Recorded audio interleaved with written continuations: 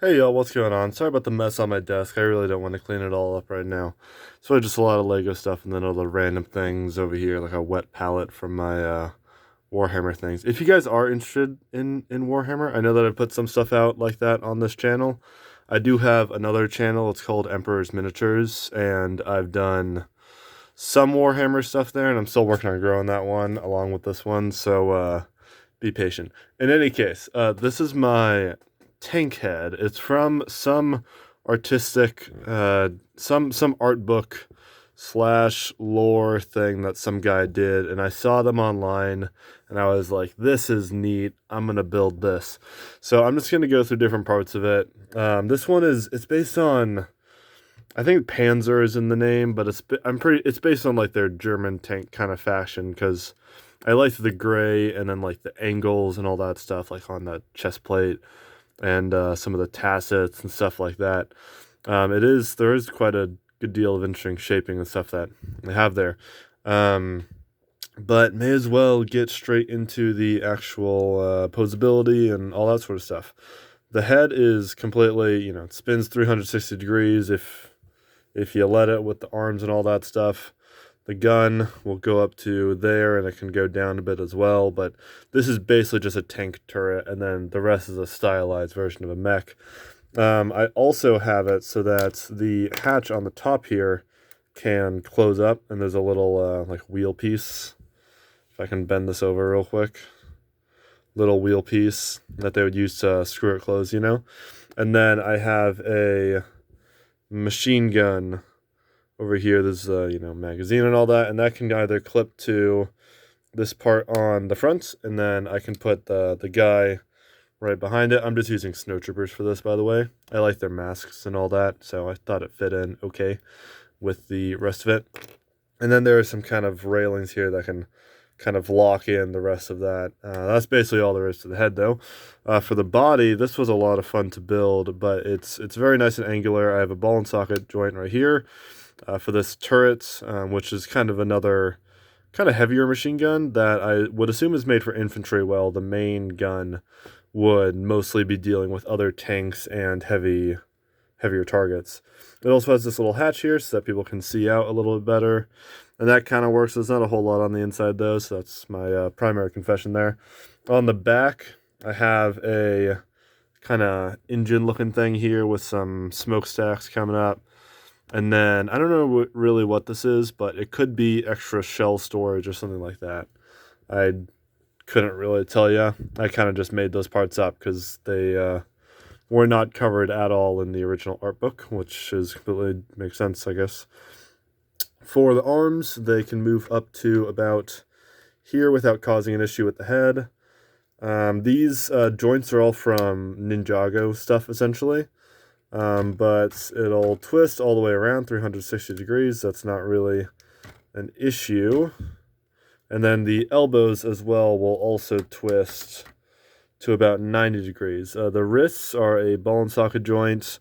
This hand was a lot of fun to design, but it has one of those parts there with all of the fingers built onto it. And so you have 3 fingers, and then the thumb can kind of move around like an actual thumb would, kind of forward and backwards, which was really nice. So that was kind of a neat thing to design and figure out how I would make it work. For the legs, this is where the fun stuff gets in. So I basically just have a simple turntable to twist at the hips. Nice, kind of wasp waistline. That's kind of just based on the aesthetics in the original art book. It's kind of a Gundam sort of stylization, especially with this, kind of crotch coming out a lot more. And then the rest of it being a little bit more recessed. In any case, the hips were a lot of fun to design. So I'm going to move this arm to get out of the way. So I have a piston in the back, and that's connected by a ball and socket joint here, and then I have another ball and socket joint that is recessed into there. That's that red bit in there. So that's the second ball and socket joint. So this will move to about there and there. And then for its forward motion, assuming I don't accidentally break something while doing this, it goes forward to about there. And the whole piston, as you can see, will kind of extend to get to that point, and then, it'll retract as you go back. So you get this really cool function where you can kind of see the piston actually move around. But that kind of just helps stabilize the ball and socket joint a little bit. Only a little bit, though. It can only really do so much. And then the legs are actually tri-segmented. So you have your main part here, and then another main part here with a smaller connecting bit in the middle. I just thought that was a really neat design. But this part is all pretty straightforward. You got a little turntable in here to make this tassets. That's what they're called in medieval armor, at least. I'm going to refer to this as a tasset. Just so that can move fully. And then got a nice big side armor panel with some extra parts for dimensionality. And then there's not a whole lot of armor on this, but I tried to add in a couple parts here just to give it a little bit more dimension than the flat Technic. The bottom of the leg is really, really weird, all right? So this armor piece, I used 4 of them, but it's one of those with a 2x2 rounded slope, and then a snot brick here with some other weird parts right there, and those kind of just clip onto the sides, and they give kind of some calf muscles to it, I guess. And then kind of a series of different rotating parts. This is supposed to be part of this bit. I don't know what these are, but they might be on the actual tanks. I don't really know. I haven't looked into a whole lot of World War II German tanks. The feet are a ton of fun. The feet were really, really cool to design. So these will essentially move like this, and they're all connected by these Hero Factory / Bionicle parts here. And then there's a ball and socket back here, if you notice, with a piston going all the way up to this part in the back. And that essentially makes it so that the foot can vary. Oh, assuming that this doesn't come off. Yeah, I got to be careful about those. Those are not very well connected. I'll just take them off right now. But essentially the whole foot can tilt like this and then tilt all the way back. And you get to see that piston right up here moving that whole time. So it's a really, really neat process. And the whole thing works pretty well. It also has these kind of friction parts. These are from Jay's Titan mech from the Ninjago line. I'm sure y'all are familiar with it. It's quite a beautiful design, I think. I'm not super huge on a lot of those kind of more Gundam-y anime-looking mechs, but I think they pulled that one off really well.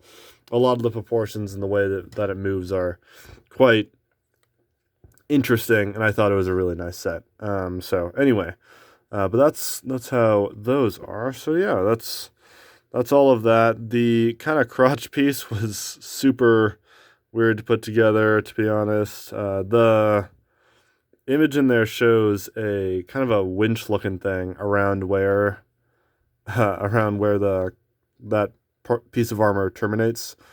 So it has that, and then there are lots of these kind of handle looking bar things all over the mech, which I thought was a really neat aesthetic. There are supposed to be some down here on the ankles as well, but I couldn't really add those in functionally, so unfortunately they just aren't really there on mine. Yeah. That's basically all I have with the main mech. After I built this, I thought it was kind of lonely because all I had was just a couple infantry dudes. So I built a World War II base artillery platform, but in mech form. And so this has a loader back here that loads the gun, and then a driver here that uses these kind of cameras in the front to drive. But it's based on a piece of World War II artillery, with this big blast shield in the front and the big cannon going out. But it has mech legs because that's kind of the theme here. World War II stuff, but on legs. So this one's a much simpler little chicken mech, while the big one is a big dude. But it's a nice little, it fits with him. It's super cute, and, it kind of rounds out the force nicely. So you have your infantry, you have your kind of light infantry support, and you have your heavy infantry support. Another fun thing that I did, this was originally built for Jay's Titan mech that I mentioned earlier, but I built this massive sword, and I gotta say, so this thing is a tank. It's not built for melee, but if it's gonna have hands, you may as well use those hands for something. So I was able to figure out that you can actually get this thing to hold a massive medieval greatsword, essentially. And this just is awesome to me. As you guys know from the channel, I do quite like Warhammer. So when you start mixing aesthetics like futuristic technology and then give it a big sword, it just, you know, it makes my monkey brain happy. So now that my monkey brain is happy showing you all of that, we're going to go ahead and end the video. Please do, help out the algorithm by liking the video and subscribing to the channel. Put a thumbs up on it. Whatever it is that you can do, I would really appreciate it. And tell me what you guys want to see next. I do have another Iron Man mech that I could show off, and that's based on... The proportions of it are all based on a Marine from StarCraft. So, weird concept. If you guys really want to see it, I can make a video out of it. Besides that, I'm making an awesome castle right now, and I'm really liking how it's coming, so I'll probably have a video on that at some point. But for now, I will be signing off, and y'all have a blessed day.